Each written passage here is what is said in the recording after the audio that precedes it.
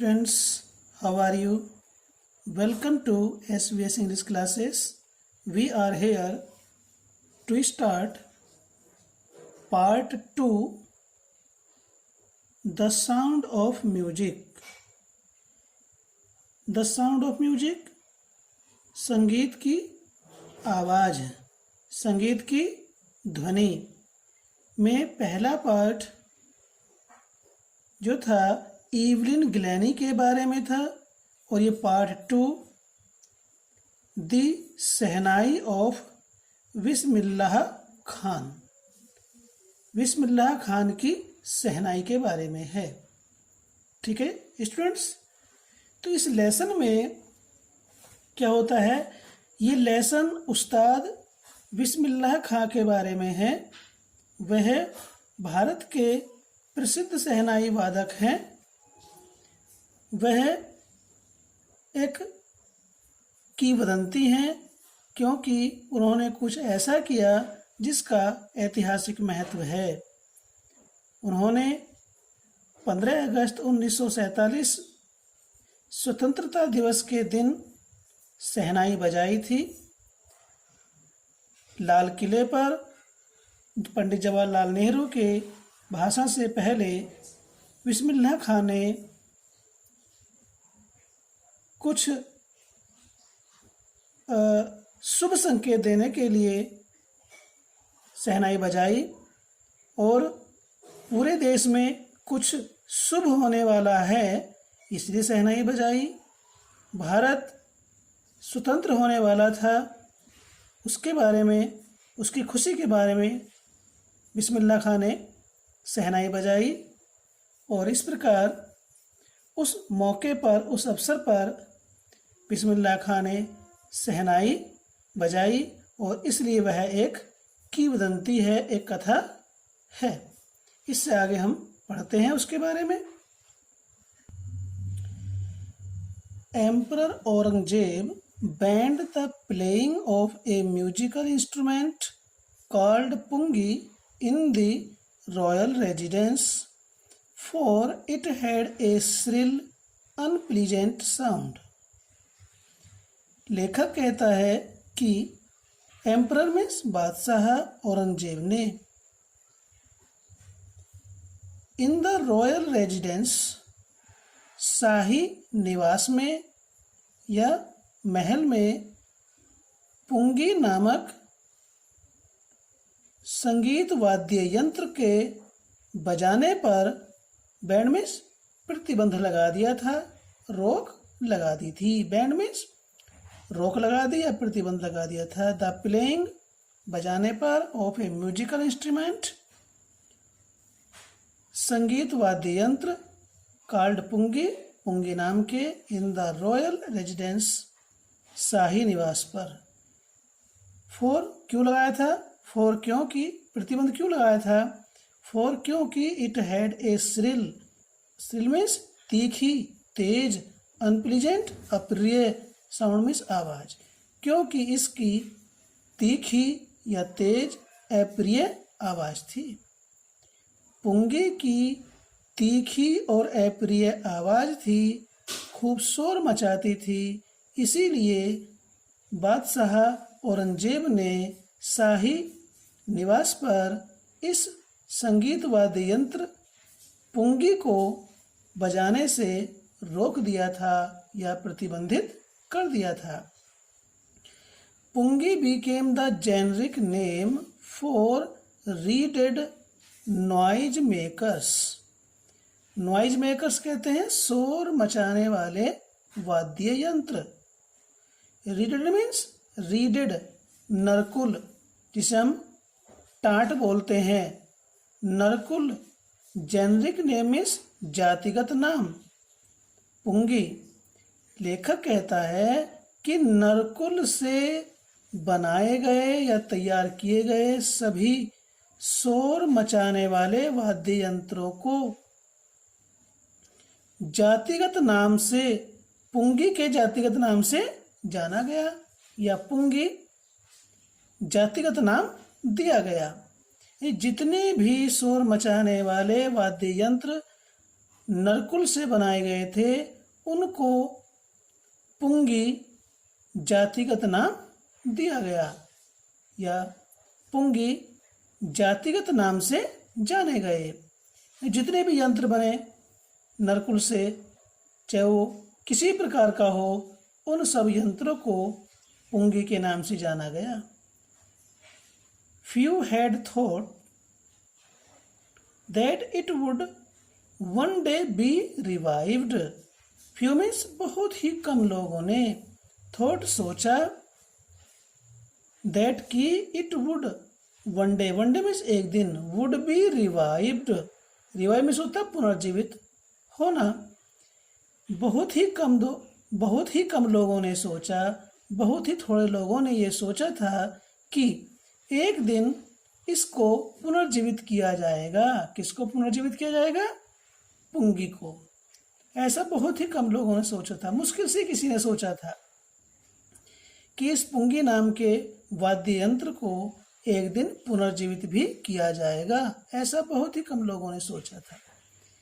A barber of a family of professional musicians who had access to the royal palace decided to improve the tonal quality of the pungi. लेखक कहते हैं कि ए barber of a family, एक परिवार के नाई ने, of professional musician, पेशेवर, प्रोफेशनल मीन्स पेशेवर, म्यूजिशियंस संगीतकारों, पेशेवर संगीतकारों के लिए एक परिवार के नाई ने, who had access means पहुंच, to the royal palace, शाही महल, महल में यानी कि परिवार के एक नाई ने जो महल में, जिसकी महल में पैठ थी या जिसकी महल में पहुंच थी, यानी कि वह महल तक जा सकता था, उसकी बात जा सकती थी, ने क्या किया? Decided to improve, decide means निश्चय किया, निर्णय किया, टू इम्प्रूव सुधारने का, द टोनल क्वालिटी, टोनल कहते हैं स्वर संबंधी, क्वालिटी मीन्स गुणवत्ता, स्वर संबंधी गुणवत्ता को, ऑफ द पुंगी, पुंगी के स्वर संबंधी गुणवत्ता को सुधारने का निश्चय किया। एक बार फिर देखेंगे, पेशेवर संगीतकारों के लिए एक परिवार के नाई ने, जिसकी महल तक पहुंच थी या पैठ थी, एक्सेस मीन्स पहुंच या पैठ थी, ने पुंगी के स्वर संबंधी गुण को सुधारने का निश्चय किया। उसने ये मन बनाया कि भाई इस पुंगी के स्वर संबंधी गुणों को सुधारा जाए। तो फिर क्या हुआ? He chose a pipe with a natural hollow stem that was longer and broader than the pungi and made 7 holes on the body of the pipe. He chose उसने चुना, ए पाइप नरकुल, विद ए नेचुरल प्राकृतिक, hollow means खोखला, stem means तना, उसने नरकुल का प्राकृतिक खोखला तना चुना। दैट वाज लॉन्गर, जो लंबा था, एंड ब्रॉडर, चौड़ा था, देन द पुंगी, पुंगी से, यानी कि उस नाई ने प्राकृतिक खोखले तने यानी नरकुल के प्राकृतिक खोखले तने को चुना जो पुंगी से अधिक लंबा था और चौड़ा था। और क्या किया उसने? And made 7 holes on the body of the pipe, और उसने, पाइप का मीनिंग यहाँ पर वैसे नरकुल से है, नरकुल इसे टाट बोलते हैं, नरकुल से बनी मुरली पर उसने 7 छेद बनाए। मेड मीन्स बनाए, 7 होल्स 7 छिद्र बनाए, on the body of the pipe, मुरली पर या नरकुल पर। When he played on it closing and opening some of these holes, soft and melodious sounds were produced. आगे लेखक कहता है when he played on it, जब उसने इसको बजाया. क्लोजिंग बंद करते हुए एंड ओपनिंग खोलते हुए सम ऑफ दीज होल्स, इनमें से जो 7 छिद्र बनाए थे उनमें से कुछ को खोलते हुए और बंद करते हुए जब उसने बजाया तो क्या हुआ, सॉफ्ट, मधुर एंड मेलोडियस, सुरीली साउंड्स, आवाज, ध्वनियां वर प्रोड्यूस्ड, पैदा हुई. जब उस नाई ने उस यंत्र के छिद्रों को बंद करते हुए खोलते हुए बजाया तो उससे मधुर और सुरीली आवाज उत्पन्न हुई. He played the instrument before royalty and everyone was impressed. He played, उसने बजाया, the instrument, इस वाद्य यंत्र को, before royalty, शाही परिवार के सामने. जब शाही परिवार के सामने इस यंत्र को बजाया उस नाई ने, एंड एवरीवन वाज इम्प्रेस्ड, प्रत्येक व्यक्ति प्रभावित हुआ. ये पास्ट इंडेफिनिट टेंस की पैसिव वॉइस इसमें है. एवरीवन, प्रत्येक व्यक्ति, वाज इम्प्रेस्ड, प्रभावित था जब नाई ने उसको बजाया. पुंगी के सुधरे हुए स्वरूप को, the instrument so different from the pungi had to be given a new name. The instrument, उस वाद्य यंत्र को, so different, जो इतना भिन्न था, from the पुंगी, पुंगी से, पुंगी से भिन्न, पुंगी से इतने भिन्न उस यंत्र को, उस वाद्य यंत्र को had to be given a new name, एक नया नाम दिया जाना था. कि भाई नया यंत्र बना है, वाद्य यंत्र बना है, इसको एक नया नाम भी दिया जाना चाहिए. तो पुंगी से इतने भिन्न वाद्य यंत्र को एक नया नाम भी दिया जाना था. तो फिर क्या हुआ, एज द स्टोरी गोज, जैसा कि इसके बारे में एक कहानी प्रचलित है, चली आ रही है. क्या, since it was first played in the Shah's chambers and was played by a nai, the instrument was named as shehnai.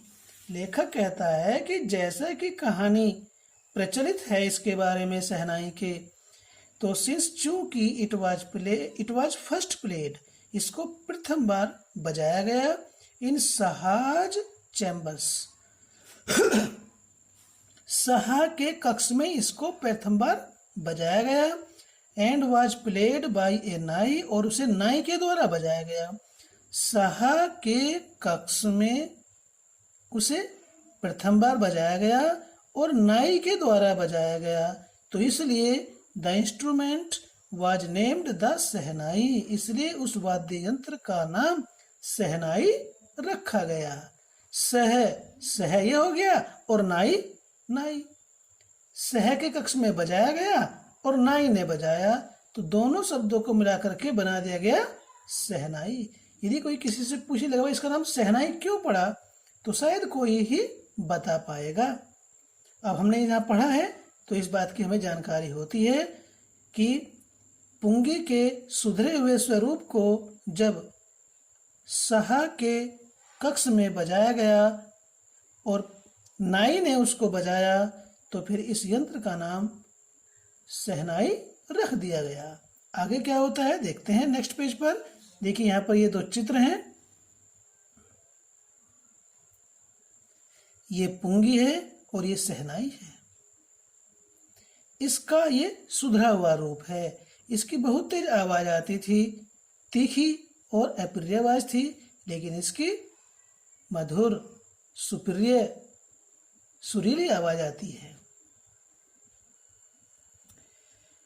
The sound of the Sehnai began to be considered auspicious. The sound, आवाज, of the Sehnai, सहनाई की आवाज, सहनाई की ध्वनि, began, शुरू हो गई, to be considered, मानी जाने, ऑस्पिशियस मीन्स शुभ। लेखक कहता है कि शहनाई की आवाज शुभ मानी जाने लगी। शहनाई की आवाज जो है ऑस्पिशियस मीन्स शुभ, शुभ मानी जाने लगी। एंड फॉर दिस रीजन, और इस कारण से, इट इज स्टिल, ये आज भी प्लेड बजाई जाती है इन टेम्पल्स, मंदिरों में। ये प्रेजेंट इंडेफिनिट टेंस की पैसिव वॉइस है। It is still played in temples, ये आज भी मंदिरों में बजाई जाती है। And is an indispensable component of any North Indian wedding. उत्तर भारत में एनी में वेडिंग, किसी भी विवाह में, किसी भी शादी में इसे इंडिस्पेंसेबल मीन्स अपरिहार्य, अति आवश्यक, कंपोनेंट मीन्स अंग। उत्तर भारत में किसी भी विवाह में शहनाई को एक अपरिहार्य अंग माना जाता है या अपरिहार्य अंग है। उत्तरी भारत में यदि कोई शादी होती है तो उसमें शहनाई वादन अवश्य होता है, अनिवार्य रूप से होता है, अपरिहार्य, जिसका कोई विकल्प न हो। इन द पास्ट, प्राचीन काल में, the shehnai was part of the नौबत और traditional ensemble of 9 instruments found at the royal courts. लेखक कहता है इन द पास्ट, प्राचीन काल में, the shehnai was the part of the नौबत, शहनाई नौबत का एक भाग थी। अर्थात ट्रेडिशनल एंसेम्बल, परंपरागत वाद्य यंत्रों का समूह। 9 इंस्ट्रूमेंट, 9 वाद्य यंत्र, फाउंड पाए जाने वाले, एट द रॉयल कोर्ट्स, शाही दरबारों में।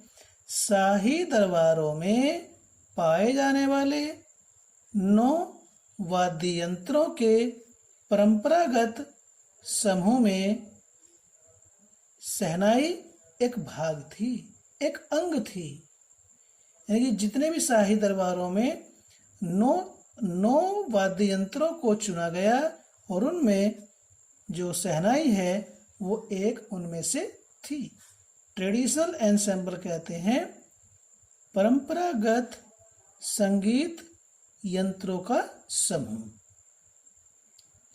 9 वाद्य यंत्रों के परंपरागत संगीत समूह में शहनाई एक थी।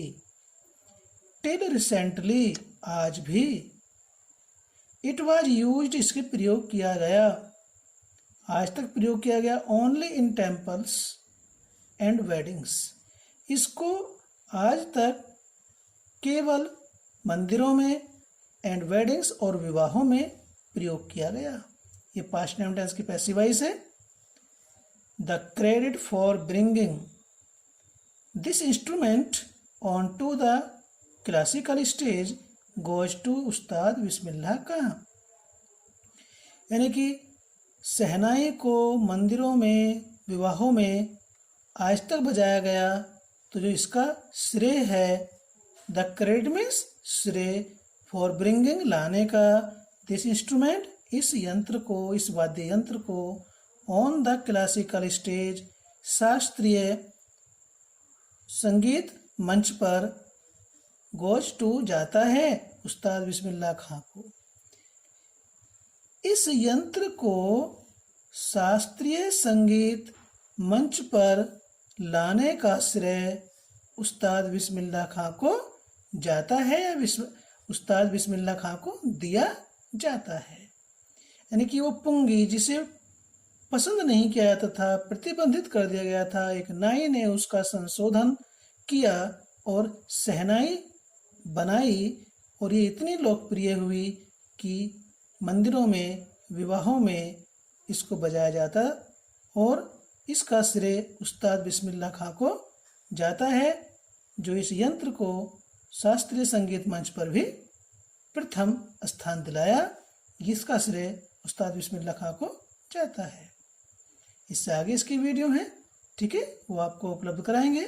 यदि आपको ये पसंद आया तो लाइक कीजिए, और यदि अभी तक आपने इसको सब्सक्राइब नहीं किया तो सब्सक्राइब भी कर लें, ठीक है। इससे आपको फ़ायदा होगा, आपकी क्लास की वीडियो आपको पास आती रहेगी। और अपने दोस्तों को भी शेयर कीजिए ताकि उनको भी इसकी जानकारी हो जाए और उनको भी लाभ मिले। धन्यवाद।